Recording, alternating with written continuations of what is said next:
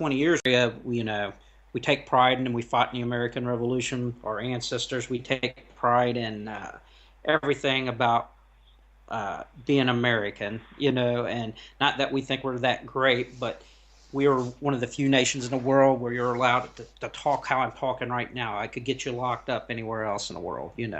I could sit back here and I could say what I want about South Africa because I'm not in South Africa. I got that.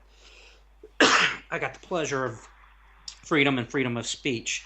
Of course, if I was in South Africa, I'm the kind of individual, I'm going to stand up, I'm going to fight, and I am still going to hold out these same opinions, and it would probably cost me, much like much of the white Africans there. Yeah, I'm pretty much outspoken, kind of like Steve. Steve's a lot more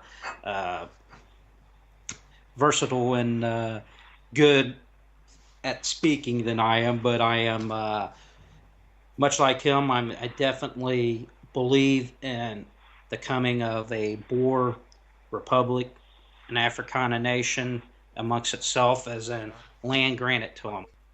Yeah, so it's got to be done without a doubt, and I hope most if a leadership can ever be elected, that's the problem. But what's going on now, there's not a direct leadership representing the Afrikaner and the Boer, and so there's got to be a leader picked, and it's got to be a willing leader. It's got to be some, you know what I mean, and it's got to happen that way. It's much like the Kipling. You heard of the Kipling? The Kipling? Republic. Kipling, something Kipling, I believe Kipling. It was a Boer republic. It started, and it was more out of idea back in the against Britain, and they started it. It didn't last, but it took on that mentality that we're not listening to you because our situation went against common sense. There's common sense factors you got to use in politics. The common sense factor should have happened in South Africa is, hey, we were oppressed.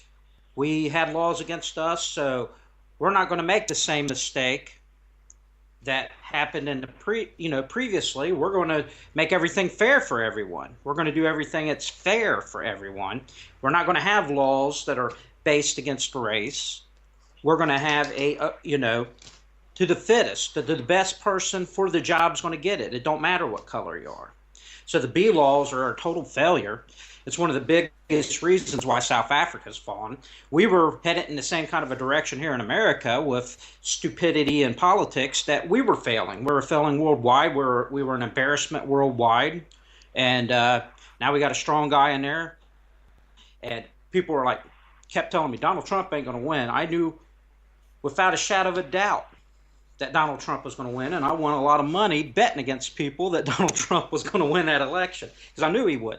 Because America, what I call, if you don't love Donald Trump, you just don't love what America's founded on. There's nothing wrong with wanting to put your country first. There's nothing wrong, you as an Irishman, there's nothing wrong with you saying, hey, I want to put Ireland first. And that's a common sense factor. Once again, your politics fall into common sense factors. You're an Irishman, I'm an American. Whatever country you're from, you want your country to be first, But what I like about Trump is he's willing to work with Russia, like he said. To me, it was not common sense the entire time the Obama administration was against Russia, because I'm thinking they're wanting to destroy ISIS. We want to destroy ISIS. So let's get together and let's destroy ISIS.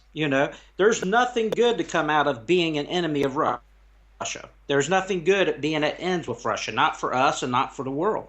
It'd be better to have a peaceful existence with Russia, a mutual respect with Russia, and the same with Israel. The vast majority of Americans are Israeli supporters, which might shock a lot of people, but we believe in the supporting of Israel. And believe it or not, some people may say superstitious or whatever it is. We believe, especially here in the Bible Belt, that your blessings as a nation come from blessing Israel. So we are highly into supporting Israel. We look at Israel as one of our strongest allies. It's one of the few. It's the only democracy in the Middle East. And So that's what we like about Trump too, coming on the scene, and it's just nice. Right after the election, I woke up that next day and I was like, I feel like it's America 1980s again under Ronald Reagan or something. It felt like I was in America again. As the 8 years, I was totally perplexed that the entire administration, it didn't feel American. The policies was not American. They were brainwashing the kids in school, for the last 8 years. And most of these kids, which are coming up, are going to be voting. So be prepared. Once these kids are in the voting age, we will most likely have another Democratic president because of these kids. Most of them coming through school has already been brainwashed into these policies, you know. And but no, for right now, I think we've saved America for the next. Well, we saved her for one with getting a Supreme Court nominee that is against abortion. It's going to be announced, I think, next Thursday. Donald Trump's announcing that, so it's going to be we saved the generation because we're going to have a conservative in the Supreme Court. So that's one good thing, and possibly another one. Some of them are pretty old, so they think somebody else, another opening might happen within the next 4 to 8 years too. And I definitely believe if Donald Trump wants the second nomination, nomination to presidency, he'll get it. I mean, he'll win it. But I don't know at the end of this 4 years if he'll win it again at his age and Eh, stuff. But hopefully he can I does. jump in here? Um,